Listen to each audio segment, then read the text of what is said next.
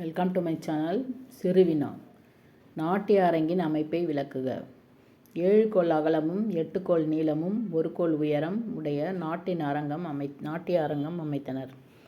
அரங்கில் தூணிற்கு மேல் வைத்த உத்திர பலகைக்கும் தளத்தில் இருக்கும் பலகைக்கு இடையே இடைவெளி 4 கோல் அளவு வைத்தனர். அரங்கு உள்ளே வெளியே செல்ல ஏற்ற அளவுகளுடன் 2 வாயில்கள் அமைத்தனர். மேல்நிலை மாடத்தில் ஐம்பூதங்களை யாவரும் புகழும்படி சித்தரித்து வைத்தனர்.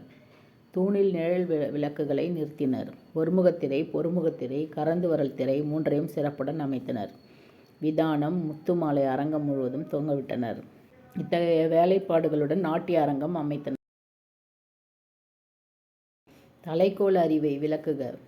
அரங்கேற்றத்தை வெற்றிகரமாக முடிக்கும் ஆடல் மங்கைக்கு அளிக்கும் பட்டம். தலைக்கோல் புகழ் கொண்ட மன்னனுடன் போரிட்டு அவனிடமிருந்து பறிக்கப்பட்ட வெண்கொற்ற குடையின் காம்பில் செய்யப்படுவது.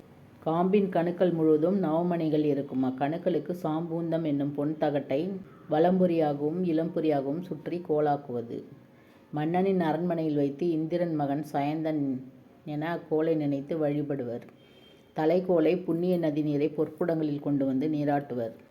மாலைகள் அணிவித்து முரசு முழங்க வாத்தியங்கள் ஒலிக்க ஐம்பெருங்குழு அரசர் சூழ்ந்து வர பட்டத்து யானை தேரை வலம் வந்து அதன் மேல் உள்ள கவிஞனிடம் தலைக்கோலை கொடுக்கும். அனைவரும் ஊர்வலமாக வந்த பின் கவிஞன் தலைக்கோலை ஆடல் அரங்கில் வைப்பார்கள்.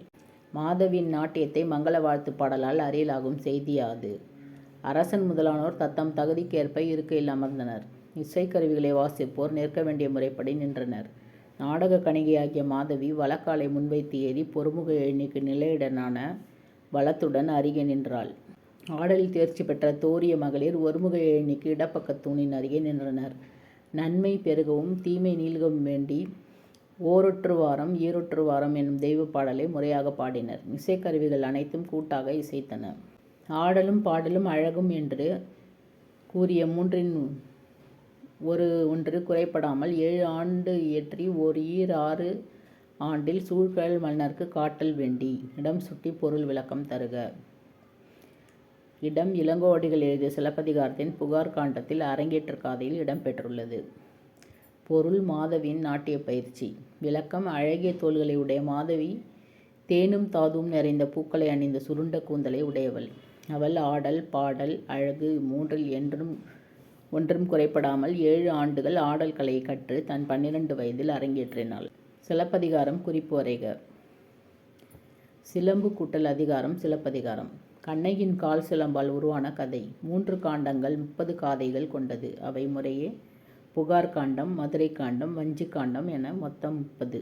வேறு பெயர்கள் முத்தமிழ் காப்பியம், இரட்டை காப்பியம், மூவேந்தர் காப்பியம், குடிமக்கள் காப்பியம், நாடக காப்பியம், ஒற்றுமை காப்பியம், பொதுமை காப்பியம், வரலாற்று காப்பியம். உண்மைகள். அரசியல் பிழைத்தோர்க்கு அறம் கூற்றாகும். உரைசால் பத்தினியை உயர்ந்தோர் ஏத்துவர். ஊழ்வினை உறுத்து வந்து ஊட்டும்.